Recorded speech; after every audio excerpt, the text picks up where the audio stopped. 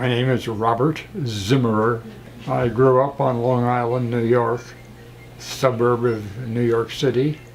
So when was that? 1955. I immigrated to Colorado, Boulder, Colorado, to attend graduate classes at the University of Colorado.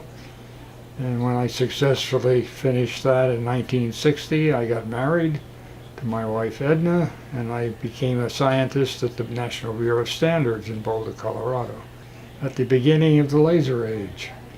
And so we had some of the first lasers there where the scientists were happily tinkering with them to see what made them work and go from there. The development of laser, or light amplification by stimulated emission of radiation.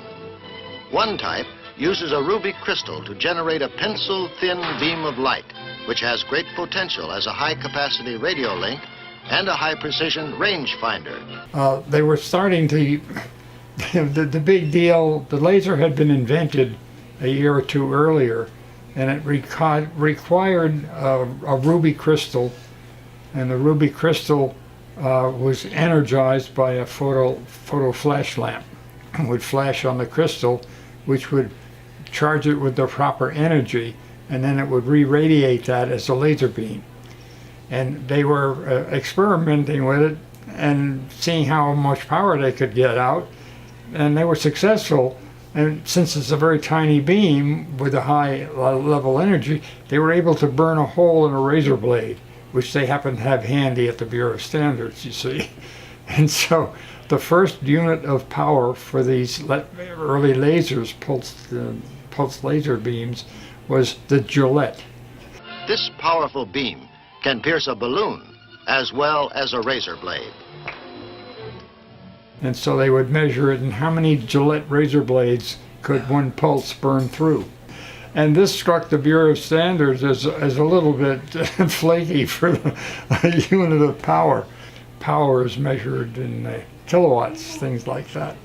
So anyway, they had invented this device to measure the power output of the laser that the Signal Corps had built. Because the Signal Corps had this big laser. It had about a 4-inch diameter beam.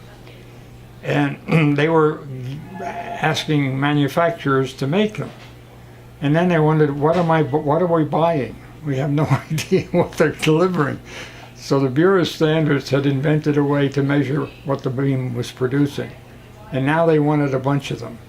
And so the Bureau of Standards said, Bob, you used to work here. Why don't you go ahead if you're interested in build them? I said, if you've got the customer, I'll build them. And I had an opportunity to visit the Sandia laboratories in Albuquerque, New Mexico.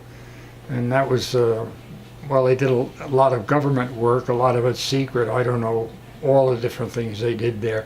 But anyway, I was there on the business of measuring laser power. So they took me back and they showed me they had a carbon dioxide laser set up. Carbon dioxide was becoming popular in the early days because it was a very good source of laser output. It could be powerful, and the first units were very powerful. Now the military would not be interested so much in fixing teeth as in shooting down airplanes. So I figured this was a high-powered laser, and that's why they were showing me. Because the problem was it was so high-powered it would blow up anything they used to try to measure it. So that was a challenge they thought that I should be able to figure out. How can we measure the power of this monster? He showed it to me, and he says, now, Mr. Zimmer, I'll show you. We bring the generals in here who want to know what progress we're making. So we give them a 2x4, and we say, now we're going to turn the laser on. The beam will go here. You won't see the beam. It's invisible. But it's there. And you take the 2x4 and swing it through the beam as fast as you can and see what happens. And so the general, I guess, grabs the 2x4, and they turn on the laser, and he swings the beam, the 2x4 through the beam, and it's burned right, severed like it went through the saw blade.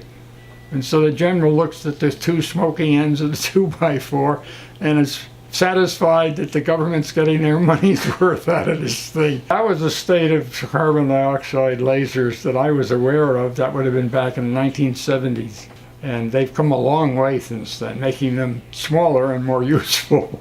Well, the first time I met Mr. Zimmer was just for a checkup, and we started chatting a little bit, and you'd notice the things people bring in with them, and he had a scientific journal he was reading. So we started talking. He told me he did research, scientist and that. So every once in a while we'd have a chance to talk a little bit more of the types of things he did. And then the laser was kind of fun when we introduced that. And we find out he actually did laser research. So he's a very interesting man. I was just sitting in the chair, and he said, Bob, he said, I've got a new device that I can use to fix your cavities here. Uses a laser. And I said, oh, really? And so he explained it to me, and I said, sure, go ahead, let's try it and see. So he fixed a couple of cavities in one go-around and explained I didn't have to give you a shot to numb you because it doesn't hurt. And I said, yeah, you really did? And I didn't feel a thing. I would say the big difference is you don't know you're getting your teeth fixed. It's pretty obvious the old-fashioned way. When they get that drill going and it hums, whether you're numb or not, you know they're doing things. But with that little handheld laser, I just opened my mouth and he just went in there and did things with it, and it didn't make any noise that I was aware of. So I was very impressed. I think that's the wave of the future.